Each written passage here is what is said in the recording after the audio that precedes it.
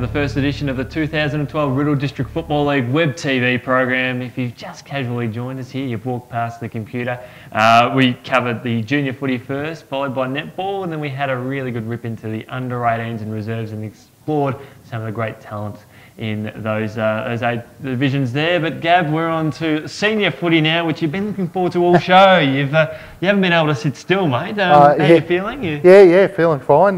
Just looking forward to having a bit of a review here and going through the sides and just putting across my opinion. All right, hit us with the first side, mate. All right, well, first we'll kick off with Broadford, who currently sit 12th on the ladder with 2 wins and 9 losses. Their leading goal kickers Daniel Bursell and Marcus Webb. Their best performance so far of the year was round 7 against Kilmore, and their best and fairest fancy at the moment, I would suggest, is Grant Worm. Back to back, or? Oh, that'd be back to back, I would have thought. But he's won a few in a row, Grant, and a very, very good footballer. Their highlights probably there so far, the wins against Woodend, Heskett and Kilmore, both came at home. So it sort of suggests, when you have a look at the way Broadford's performed, that away from home they've got that inconsistency that they really need to address. They've brought some young blokes through the side. They've recruited this year and improved the list, but the performances on field probably haven't gone hand in hand with that. Yep. Last year they won their fair share of games and looked to be on the improve. Yep. This year they're sort of stagnant in the same area. Their strength obviously is their midfield. Their midfield led by Marcus Webb, Sean Duggan, and last year's runner-up in the Bowen Medal, Matty Coomans, and Grant Wern, who's been rucking. Their weakness is that they lack a forward target. Every week they struggle to kick a winning score, which is obvious. Their leading goal kickers have kicked 9 goals apiece, which is fairly poor. My prediction for them is that they'll pick up 2 more wins before the end of the year, end up with 4 wins, 14 losses, and finish 11th. Well, you said there with the goal kickers, they have had the prime targets, but perhaps with the rain starting to kick in, the grounds may be a little bit more heavier, so high scores may not be necessary to get the fall. Yeah, and that's what they'd be hoping for. I mean, their defence at times has been leaky. They really need to address that. They have got the talent there. Littlewood up forward is a nice size, good mover for a forward, but just doesn't have enough impact on the game. Michael Edwards has been a long time mainstay at Broadford, very talented player, but I'm not sure they can get the amount of games they need out of him. Who else have we got on board? All right, we'll have a look at Diggers Rest next, who started the season on fire, obviously. Second on the ladder, 10 wins, 1 loss. Leading goal kicker Brent Tuckey with 26 goals.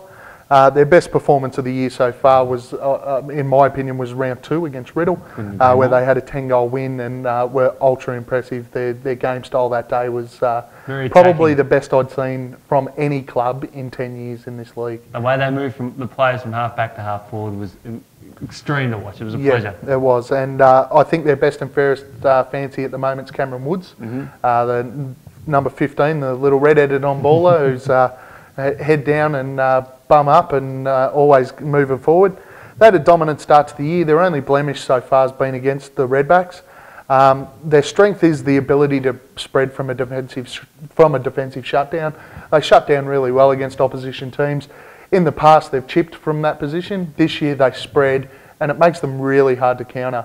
And they've been able to move the football really quickly and give Tuckey and McCabe and Ruan the opportunity up forward in one-on-one matchups because they catch the opposition by surprise. Their weakness is when they do go back to that stop-start game. We seen the Romsey game a few weeks ago where they were without Brent Tuckey and Steve Ruan. They played a very much old last year's Diggers Rest football where they stop-start, chipped the football around, tried to control possession, but it allowed the opposition too much time to get back. That's when they have struggled against sides. They also did it in the 3rd quarter against the Sunbury Kangaroos. Tuckey and Ruan did play that game, but they slowed down and chipped the football around, and it gave the opportunity for the opposition to really cover their spread and shut them down. I think that they'll finish with 16 wins and 2 losses. I think they'll struggle to beat Romsey again at this stage. But I mean, that's not to say that they couldn't beat them in finals, different ball game. But I've predicted them to finish 2nd. We'll see how they go, mate. Now, how about a real quick look at Kilmore? Kilmore, 11th on the ladder, 2 wins, line losses. Steve Kenner, their leading goal kicker with 16 goals. Their best performance was obviously the round 6 match against Macedon where they got the win. Their best and fairest fancy at this stage, I'd say, would suggest would be Shane Jacobs.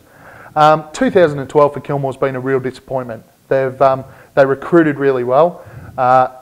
Many in the league considered them to be the big improvers coming into this year. Yeah. They really haven't fired a shot. Yeah. They've been inconsistent and the team lacks spirit. Yeah. At crucial times during games, their team really does lack spirit. Their strength is that they do have a strong midfield who do use the ball well. Yep. They are able to spot up targets and move the footy really well. Their weakness is that they're a terrible transition side. When they do turn the football over or the opposition wins the football, they don't transition at all. A lot of players caught standing, hands on hips, refusing effectively to run back and help out their defence, which just allows opposition midfields to stream forward unmanned, allows opposition forwards to be in one-on-one contests, yep. and gives them no chance. They're probably the worst in the competition at transition between attack and defence. I have predicted them to win 5 games for the year, so I do think they'll win 3 more and end up with 13 losses and finish 9th. Let's hope they get a win on the board as soon as possible. Absolutely. How about the Mighty Tigers? They've been on the press since the big win over Wood End. Yes, the Tigers. The start of the year for Lancefield was ordinary. They had some good young players come into the lineup. They recruited pretty solidly. I wouldn't say let's not go overboard with who they did recruit. Yep. They started off really slowly, but from their first win when Jake Sutcliffe came to town, it turned their season around. They're sitting in 9th, 3 wins, 8 losses. Johnny Baker's been a revelation up forward for them, 26 goals. Their best performance was the round 10 win against Rockbank, where they came from behind. Yep. And I think their best and fairest fancy at the moment from the games, the times I've seen so far, is Chris Burkett, who is a youngster. Good product of the under 18s. Yeah, absolutely, and he's been fantastic. But they've really built their side since the start of the year. They've had some more recruits come in since the start of the year, and they've improved. Yeah. They've been a real surprise packet to most. I think that most of the people, especially after the first 2-3 rounds, had certainly written them off for another winless season. Yeah. But they've surprised everyone, and their young players are really standing up. Their strengths, their speed through the midfield, and their ability to set up a strong forward structure. When they do have one-on-ones up forward, they're really tough to topple. Paul Cook, who's really experienced, he's stepped back up this year and gone back into the senior side, and he's really helped with them creating a structure within their forward line. How many wins you got to pencil down for? Yeah, look, I think they seriously lack the height to challenge the top sides, and that as the season goes on and the weather finds up a little bit, they'll find that difficult. I've tipped them to win 5 and lose 13, which has them about 8th. 2 more wins for the year, and I think that's pretty reasonable. Big chance this weekend too.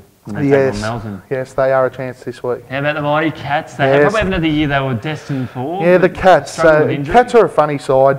They've been a funny side for a few years. They're around the mark with the top sides. They're always competitive with them, but they just can't seem to get the job done, and especially when the heat's on. At the moment, they're 6th, 5 wins, 5 losses and a draw. Yep. Chris Preston, who's been a revelation out of the under-18s, had a season off, came back to the 2s last year. Had a knee injury. Came back through the 2s last year, was great. But this year, in the absence of Ash Fleming, has just been outstanding up forward for them, 26 goals. Best performance, round 8, 2-point win over Riddle. That was a cracking game from all reports, and they did well to get over the line there. This year, they've been inconsistent. They've probably dropped games they should have won. And in those instances, and with how tight the top 6 is, especially to where you want to finish, that could hurt them in the long run. But they do have a soft draw on the way home. They really don't play any of the top sides again. They've got a pretty cruisy one. I probably think they'll only drop 1 more game for the remainder of the year. Which could very well be this weekend. Which could be this weekend. So their weakness, obviously, their strengths are their run and carry through the half-back line. They've always been very good at building from the half-back line, creating spread and running. Their weakness, it's been around, it's been spoken about for years. When the game gets contested and the heat comes on, people believe that Macedon fold. I'm no different. I do think that under the heat of the game, they don't perform as well as other sides, especially in the top 6. Well, I think when they played Riddle earlier on this year, that was a real good team effort where they threw themselves at everything and they did. And that's a fantastic result, and hopefully they can do that again. But again, that's just one example, Exactly and they right. need a couple more than that. I predict they'll win 11 games, 6 losses in the draw, and finish 5th.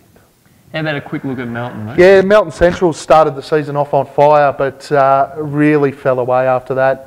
Had a run of shocking losses, including belting at the hands of Riddle, which I seen, and that day they were listless.